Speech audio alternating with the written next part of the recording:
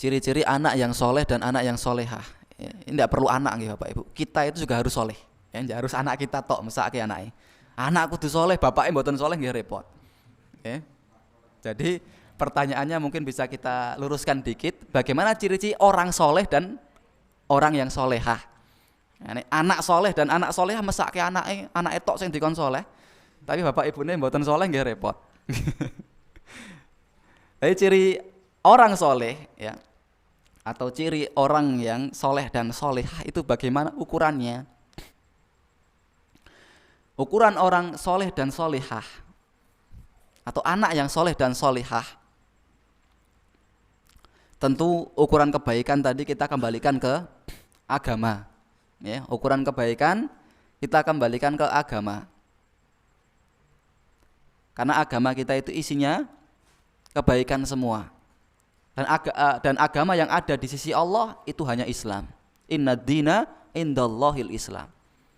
Ya, agama yang ada di sisi Allah itu hanya Islam. Sehingga kebaikan itu kuncinya di Islam. Ciri orang soleh kembalikan ke keislamannya. Ciri orang solehah kembalikan ke islamannya. Bagaimana Islam mengatur orang itu harus soleh, bagaimana Islam mengatur orang itu harus solehah. Kesolehan ya berarti adalah dengan menjalankan apa yang telah Allah Subhanahu wa taala wajibkan. Itu yang pertama. Baik yang perempuan maupun laki-laki. Ya, Allah wajibkan sholat jamaah. Apa ukuran wajib? Rukun Islam dulu. Ya, ukuran wajib kita ini rukun Islam dulu. Yang pertama syahadat, kedua sholat, tiga puasa, zakat dan haji. Sehingga ini 5 standar ukuran Islam. Sehingga kewajiban yang ada dalam rukun Islam tersebut harus tertunaikan. Syahadatnya, syahadat bukan cuma baca 2 kalimat syahadat masuk Islam, boten. Ya, pensah wesah nih Bapak Ibu. Tapi syahadat itu punya konsekuensi, punya aturan. Orang yang mengucapkan asyhadu alla ilaha illallah, kita setiap hari baca syahadat ketika tasyahud nih Bapak Ibu. Asyhadu alla ilaha illallah wa asyhadu anna Muhammadan abduhu wa rasuluh. Maka kalimat yang dibaca ini tidak hanya sekedar kalimat yang ada dalam lisan, tapi juga ada kalimat yang harus kita tanamkan dalam hati, konsekuensi yang kita tanamkan dalam hati. Apa konsekuensi orang syahadat kepada Allah? Asyhadu alla ilaha illallah, kita mengatakan tidak ada Tuhan selain Allah. Berarti maknanya tidak ada Tuhan yang berhak disembah kecuali Allah. Walaupun banyak Tuhan yang ada, tapi yang paling berhak disembah siapa? Allah, itu satu. Maka semua makna ibadah di dalam Al-Quran itu artinya mengesahkan Allah. Oke, kalau kita buka Al-Quran ada perintah ibadah, itu inti dari kalimat-kalimat tersebut adalah bagaimana orang itu bisa menjadikan Allah satu-satunya yang dia jadikan sesembahan. Maka konsekuensinya adalah dengan bersyahadat, ya, memahami kalimat syahadat. Kemudian konsekuensi dari kalimat syahadat anna Muhammadan Rasulullah abduhu wa rasuluh. Dia bersaksi kalau Muhammad itu hamba dan utusan Allah. Ya, berarti menjadikan Nabi Muhammad itu sebagai panutannya. Itu konsekuensinya orang Islam, ciri solehahnya orang Islam. Kemudian yang kedua, kewajibannya juga adalah sholat. Ya, maka sholat ini kewajiban ya secara amalan yang dohir, yang utama yang dilakukan oleh seorang muslim dan muslimah. Soleh dan tidak solehah bisa kita lihat dari sholatnya dulu ya. Karena amalan yang akan Allah Subhanahu wa ta'ala hisab pertama kali nanti di hari akhir adalah sholat kita dulu ya. Rasul mengatakan awwalu ma yuhasabu bihil abdu yaumal qiyamah as-sholah ya, amalan yang pertama kali akan Allah Subhanahu wa ta'ala hisab nanti di akhirat itu sholat. Ya, sehingga sholat itu juga dikatakan imaduddin, tiangnya agama. Ya, namanya tiang itu hal yang paling utama. Nek omah mboten nonton tiangnya mesti ambruk Bapak Ibu. Jadi kalau saya pegang botol niki, botol, kemudian rukun Islam itu ada 5 di jari-jari saya.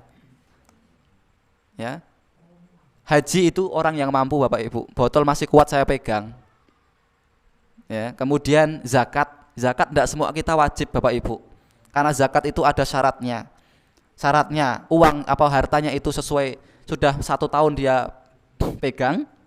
Kemudian syarat yang kedua, kadarnya sudah ya melewati batas, sehingga semua kita tidak wajib zakat. Botol masih kuat. Kemudian rukun Islam yang ketiga itu puasa. Botol juga masih saya pegang. Ketika puasa itu tidak dilakukan, karena puasa itu bagi yang mampu. Ya, orang ya sudah kesusahan, tidak bisa puasa, ya sudah sepuh, sudah tidak bisa puasa lagi, ya puasanya bisa diganti dengan fidyah, ngasih makan 1 hari 1 fakir miskin. Puasanya 30 hari tidak puasa, berarti ngasih 30 makan orang miskin. Satu makan apa? Satu makan bisa ukurannya 1 bungkus nasi dengan nasi dan lauknya. Bisa dilakukan 1 kali 1 waktu atau per hari 1 nasi. Puasa masih ya, enggak puasa berarti masih kuat. Tapi kalau sholat ditinggalkan, gogrok bu, ya botol ini yang saya pegang tadi sudah jatuh. Kenapa? Ukuran minimal muslimnya itu menjaga sholat. Bahkan keadaan apapun kita masih diwajibkan sholat. Ya, keadaan apapun kita masih diwajibkan sholat. Dalam safar, bepergian jauh, kita masih wajib sholat. Dengan dijamak maupun dikosor. Walaupun ada keringanan, boleh digabungkan 2 sholat, duhur dan asar digabung jadi 1, dan kita pendekkan 2 rakaat, keringanan ketika sholat. Tapi sholatnya tetap dilakukan. Kalau puasa, boleh kita tinggalkan ketika safar, ya walaupun nanti harus kita qadha di hari yang lain. Ya, sholat ketika kita tidak mampu berdiri, fasholli qa'idan. Rasul perintahkan maka sholatlah dengan duduk. Tidak bisa sholat duduk, fasholli ala janbin. Sholatlah dengan berbaring, teturon. Berarti orang yang nggak bisa duduk, nggak bisa berdiri, diperintahkan tetap sholat duduk. Rakuat duduk tetap diperintahkan sholat sambil berbaring. Ini menunjukkan ya kewajiban sholat, dan bahasanya tiang itu sholat itu tolak ukur ya kebaikan seseorang.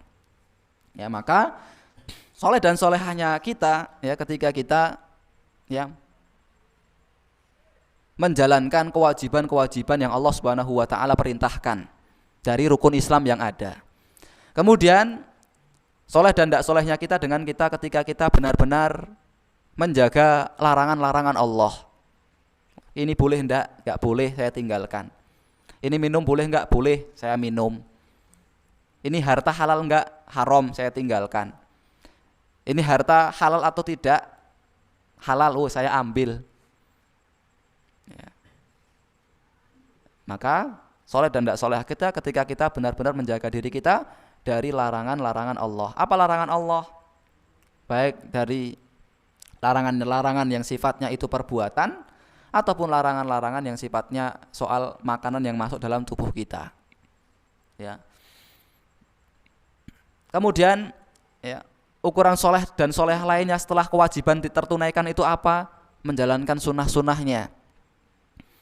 Ya, menjalankan sunnah-sunnahnya, karena yang wajib sudah selesai.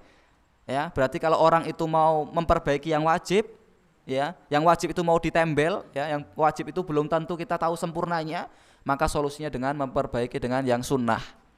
Ya, memperbaiki hal-hal dari sunnahnya. Maka kita sudah sholat wajib 5 waktu, subuh, duhur, asar, maghrib, isya, selesai 5 waktu. Kita tidak tahu sholat kita ini sempurna atau tidak, memperbaikinya dari mana? Dengan mengisi sholat-sholat tersebut dengan sholat sunnah. Ya, dengan mengisi sholat-sholat tersebut dengan sholat sunnah. Sholat sunnah sebelum subuh 2 rakaat, sebelum duhur 4 rakaat, setelah duhur 2 rakaat, setelah maghrib isya 2 rakaat, 12 rakaat.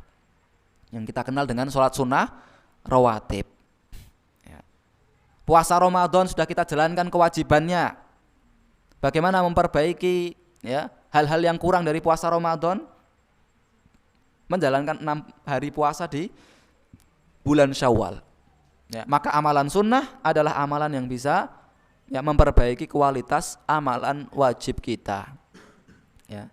Sehingga Bapak dan Ibu rahimani wa rahimakumullah, itu diantara hal-hal yang bisa menjadi tolak ukur soleh dan tidak solehnya kita. Pertama, menjalankan kewajiban. Kedua, mentaati aturan dan larangan Allah, ya. Ketiga, ya, memperbaiki atau menambahnya dengan amalan-amalan sunnah. Ya. Kemudian yang keempat yaitu dengan menjaga diri dengan akhlak yang mulia. Akhlak mulia itu kepada siapa tadi kita sampaikan? Akhlak kepada dia dan Allah dia perbaiki, akhlak dia kepada Rasulullah dia perbaiki, akhlak dia kepada sesama manusia, akhlak dia kepada hewan, akhlak dia kepada ya orang lain dan sebagainya. Itu dia perbaiki. Sehingga dengan hal-hal tersebut mungkin bisa menjadi tolak ukur baik dan tidak baiknya diri kita. Adapun kalau anak, ya namanya anak ya, ukurannya itu anak itu kan sampai kapanpun kita akan menjadi anak, ya. Kita ini sampai kapanpun akan menjadi anak bagi orang tua kita walaupun kita sudah simbah-simbah. Kita tetap anak. Berarti kita masih juga menjadi anak soleh. Ya. Anak soleh kepada orang tuanya, ya. Kalau tadi soleh secara umumnya, sekarang anak soleh yang kepada orang tuanya itu bagaimana? Anak soleh yang soleh kepada orang tuanya adalah anak yang senantiasa bermanfaat untuk orang tua. Ya, anak yang senantiasa taat dan patuh kepada orang tua.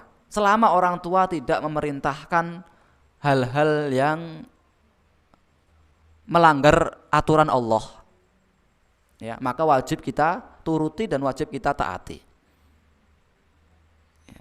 Sehingga kalau anggapannya bagaimana ukuran anak yang soleh untuk orang tuanya adalah anak yang senantiasa taat dan patuh kepada kedua orang tuanya ketika orang tua masih ada. Ketika orang tua sudah meninggal, anak soleh kepada orang tuanya adalah anak yang senantiasa mendoakan ya kedua orang tuanya, ya. Mendoakan kepada kedua orang tuanya. Sehingga Rasul menyebutkan ada 3 amalan yang tidak pernah terputus ganjarannya. Di antaranya adalah doa anak soleh, ya, doanya anak soleh kepada orang tuanya.